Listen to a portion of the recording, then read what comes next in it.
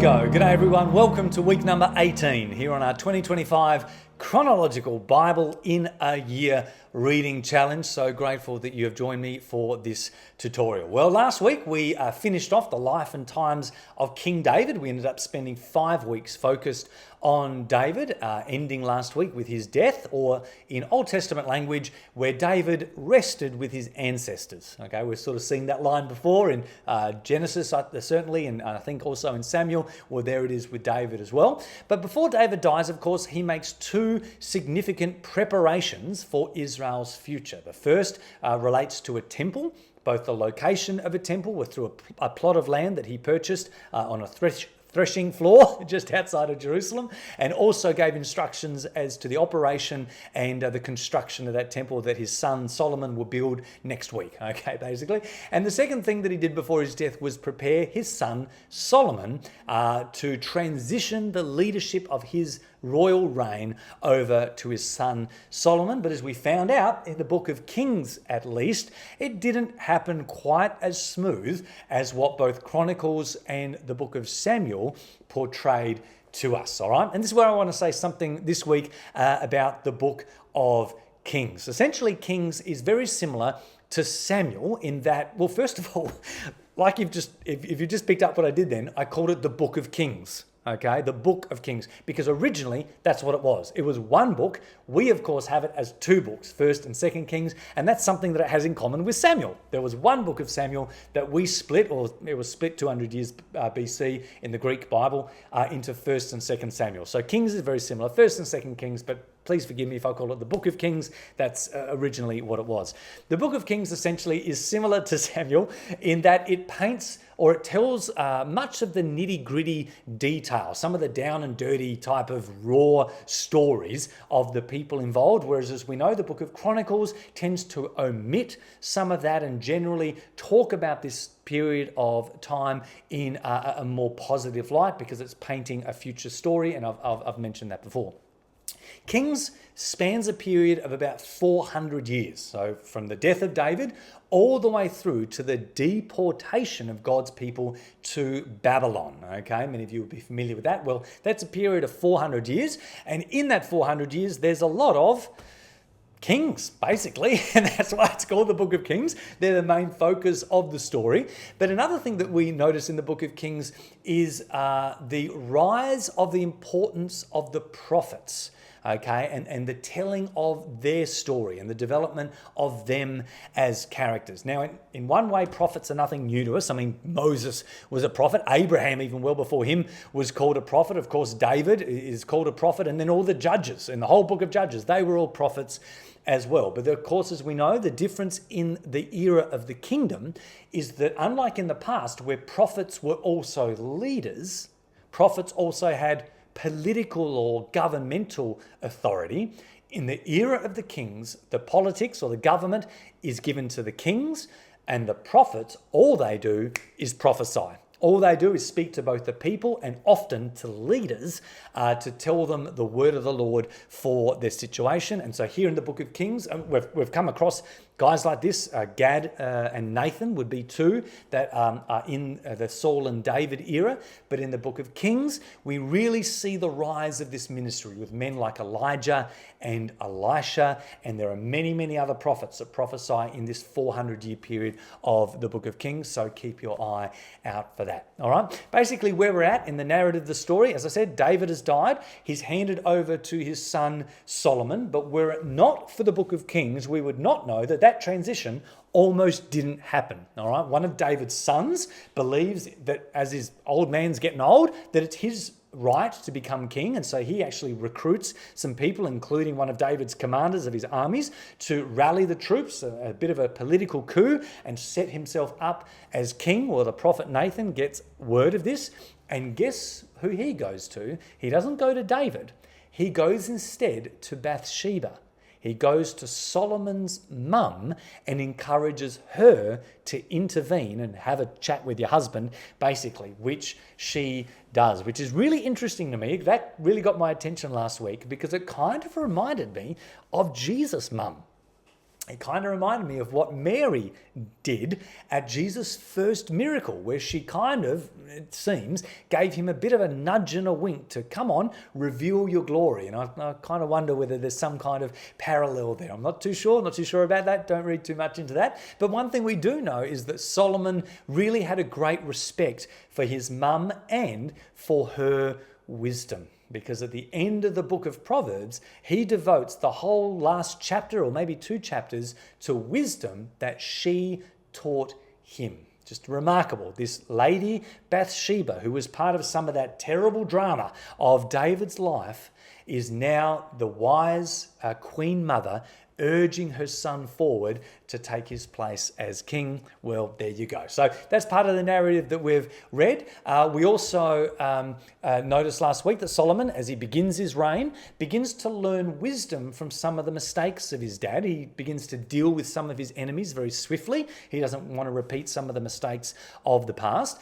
He also famously asks God for supernatural wisdom to govern well. God meets him in a dream at a place called Gibeon, where Moses' tabernacle is. You remember the Ark of the Covenant has been taken into Jerusalem by David, but the tent is still there in Gibeon. God meets him in a dream with that famous story about asking for wisdom. And also another great example of the difference between Kings and Chronicles. You remember how we mentioned last week in the census story of David, how the chronicler and the author of Samuel seem to tell those stories a little bit differently. Well, it's the same this week.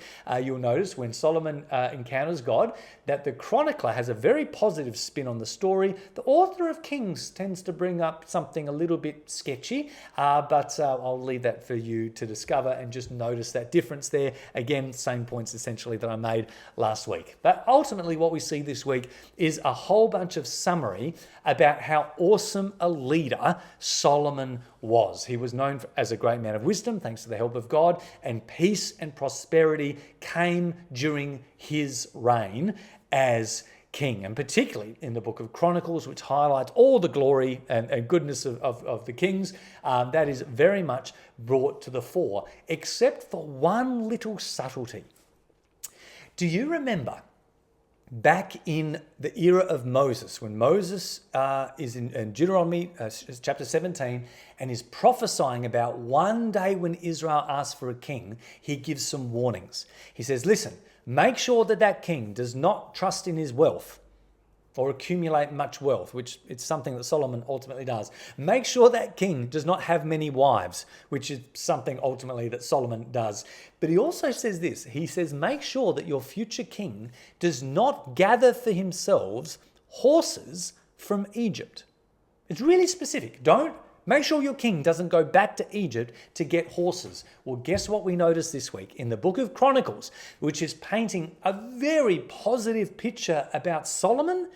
It makes mention that one of the things he does is gathers horses from Egypt. And it doesn't say anything negative about it. That's not what the chronicler does. It doesn't say anything negative about Solomon, but it just mentions it, which is kind of a hint that while things start well for Solomon, well, I don't want to ruin the story for you, but we'll find out in the next few weeks. All right, so that's basically some of the narrative. Not a great deal in developing in the story this week, but it brings us to the books of wisdom. As I said, one of the reasons we're spending 3 weeks on Solomon is because of the books of wisdom. This week we're reading Song of Solomon's, Song of Songs, there I said it again, Song of Songs, and we'll get on to Ecclesiastes and the book of Proverbs we're going to be reading over the next 2 weeks as well. Song of Songs is a great book to read, and I'm glad God snuck it in the Bible for us, but it's also a great book to read in one sitting, all right? So if you can please do that, so you can really appreciate the poetry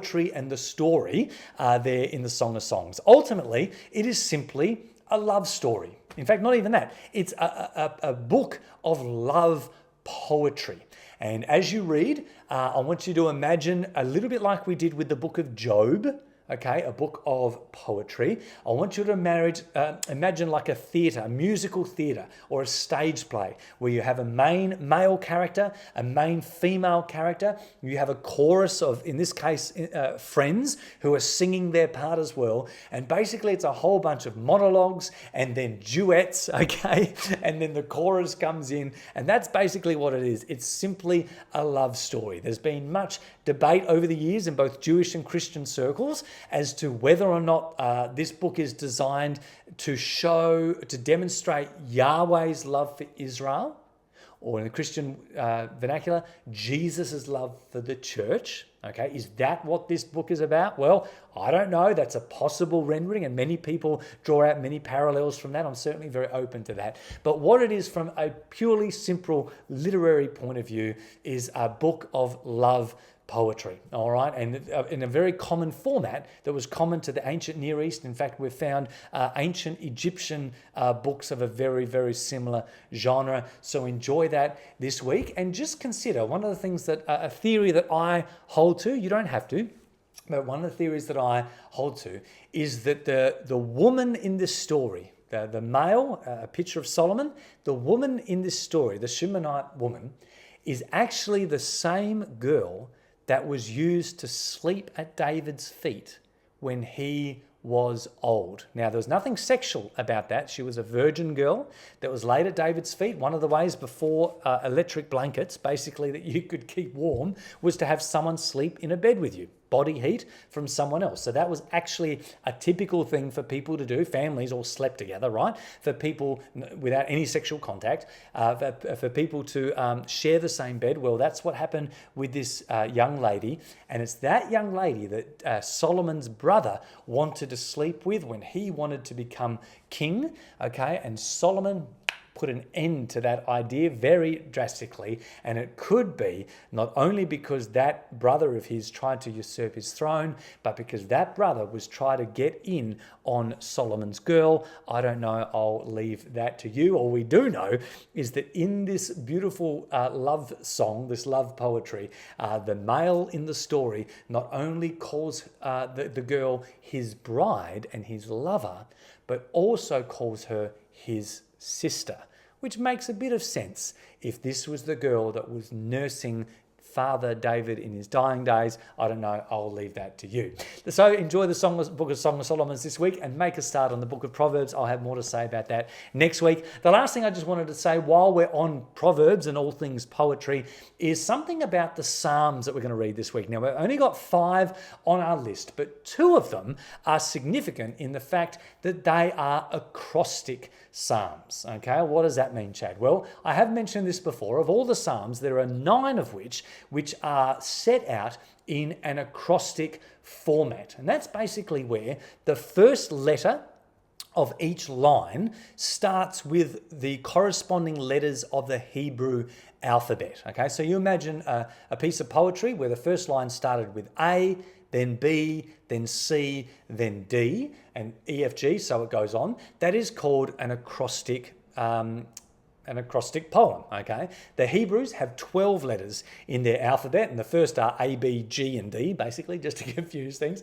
But we've read a number already of these acrostic poems, and for most of us, we've probably missed it. We obviously do. In English, it doesn't translate. You need to be able to see it in Hebrew to really get the value of it. Last week, we actually read 2 of them, Psalm 111 and 112. They're basically 22 lines each, because each line starts with the letter of the Hebrew alphabet. Well, that's acrostic. Why do I bring that up this week? Well, this week we're reading 2 Psalms that are really standouts in the acrostic space. And they seem a little bit weird in the book of Psalms because they don't read like songs. Okay, and that's because they're not. It's basically a collection or an assembly of proverbs laid out in an acrostic format. All right, so Psalm 37, you're going to read this week, has 40 verses in the English for us, but it's actually 22 stanzas, not 22 lines, but 22 paragraphs. Okay, we call that a stanza in poetry. 22 stanzas, and each one are 22 proverbs that start with the letters of the Hebrew alphabet, A, B, G, D, and so forth. So that's Psalm 37. Then we have Psalm 119, which is a famous psalm because it's known as the longest of all the psalms. You read that and you think, far out, it's a long song and it's a very repetitive song. No, it's not. It's not a song. Just because it's a psalm doesn't mean it's a song. It's a poem. And it's not a poem that rhymes. It's a poem where every stanza begin with the same letter of the Hebrew alphabet, but not only that, within each stanza are 8 lines, and each of those lines are A, B, G, D, and so on. 8 lines times 22 stanzas equals 176 verses. That is the psalm that we call Psalm 119. It's an acrostic poem, and that's one of the reasons it's so repetitive. Please give it a go. Please read it. Do it in one sitting. If you've got a paper Bible like me, you'll probably, the editors of the Bible have probably highlighted each of those stanzas with a subtitle with the letters of the Hebrew alphabet. It is telling you that is what it is. It's not a song to be sung. It's a poem to be read, and not one that you would appreciate just being read out loud. It is one that you'd really appreciate if you were reading it in front of you and saw the cleverness, all right, of the alphabet being played out like that. Okay, so just keep your eye out for that, and that should explain why Psalm 119 is a bit awkward to read, although there's some great nuggets of truth in there. All right, well, there you go. Enjoy Solomon this week. We're going to be spending 3 weeks on him. Starts off great. Doesn't get too good towards the end, but I don't want to jump the gun. We'll get there eventually. All right. Thanks for joining me. See ya.